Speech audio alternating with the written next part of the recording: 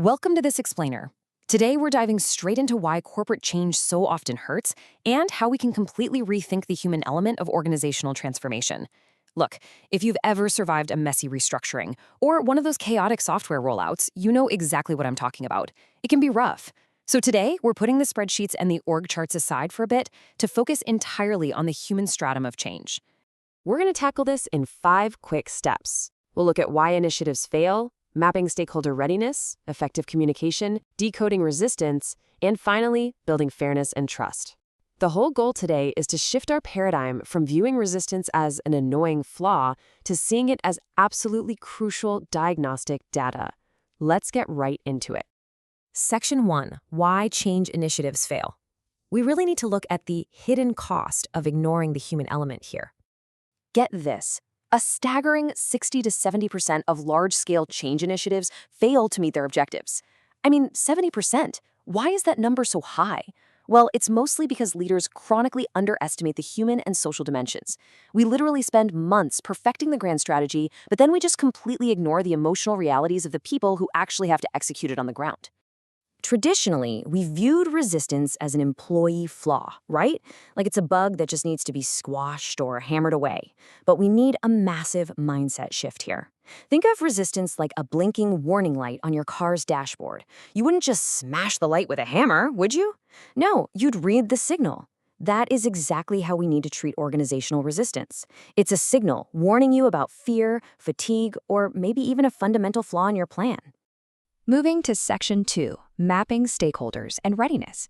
This is all about preparing the ground before the transformation even begins.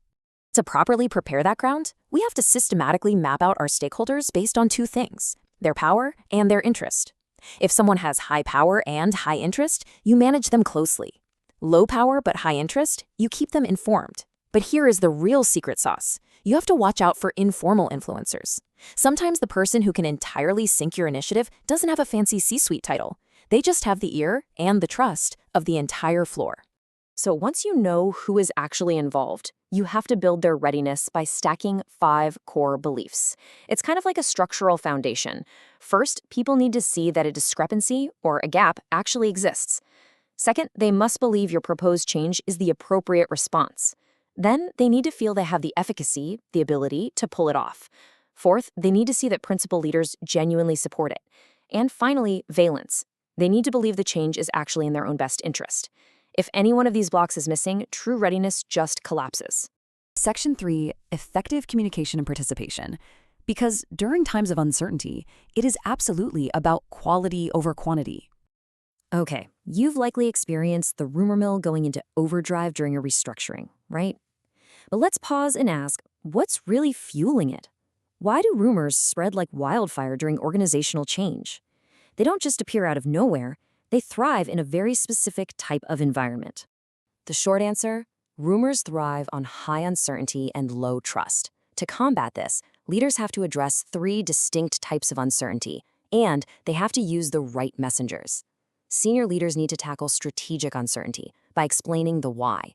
They also need to outline structural uncertainty, basically what the future shape of the company will be. But crucially, and a lot of companies miss this, employees need to hear about job-related uncertainty directly from their immediate managers in a real 2-way conversation, not a generic mass corporate email. And when you do bring people into the conversation, clarity is quite literally everything. You must be completely honest about whether you are offering consultative or decisional participation. Consultative means you want their input, sure, but leadership is making the final call. Decisional means you are giving them genuine influence over the final outcome. Do not, under any circumstances, pretend an initiative is decisional if the choice has already been made behind closed doors. That broken promise will instantly and permanently erode trust. Section 4, Decoding Resistance and Fatigue. Let's unpack what the friction of transformation is actually trying to tell us. There's this brilliant quote from researchers Ford, and D'Amelio. They point out, much resistance reflects rational responses to poor change agent behavior, broken agreements, lack of legitimate authority, exclusion, and failure to listen. Think about that for a second. That requires a massive paradigm shift. Change agents need to take a hard look in the mirror because often they are the ones actively causing the resistance through a poorly rolled out plan. Now, a major driver of all this friction is something called change fatigue. This is that cumulative exhaustion and disengagement employees feel when they face multiple overlapping change initiatives over an extended period. And listen, this is an organizationally caused depletion of energy. It is not a personal failing of the employee. It's a systemic issue, and it requires you to adjust your pacing, limit concurrent changes, and fiercely protect your team's recovery time. We also really have to consider identity threat. This happens when a change makes someone feel like their actual professional identity or self-worth is under attack. If a worker's pride is deeply tied to their specific craft, a sudden role redesign triggers a profound identity threat. On the surface, it looks like stubbornness, but it's actually self-preservation. In their eyes, you aren't just changing their tasks, you are threatening who they are as a professional. Finally, Section 5, building fairness and trust. These are the absolute structural foundations of successful change. People evaluate change through multiple lenses of fairness: distributive, procedural, interpersonal, and informational. In other words, they look at the fairness of the outcome, the process, the level of respect, and the honesty of the information. Here is a fascinating takeaway. Research shows that during difficult changes, a fair process and honest information often matter way more than the actual outcome. It's true. People can accept hard news, even layoffs, if the process leading up to it is transparent and respectful. But when those elements of justice are missing, the fallout is severe.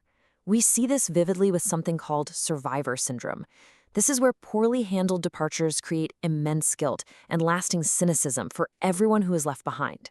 The employees who stay are watching exactly how you treat the ones who leave.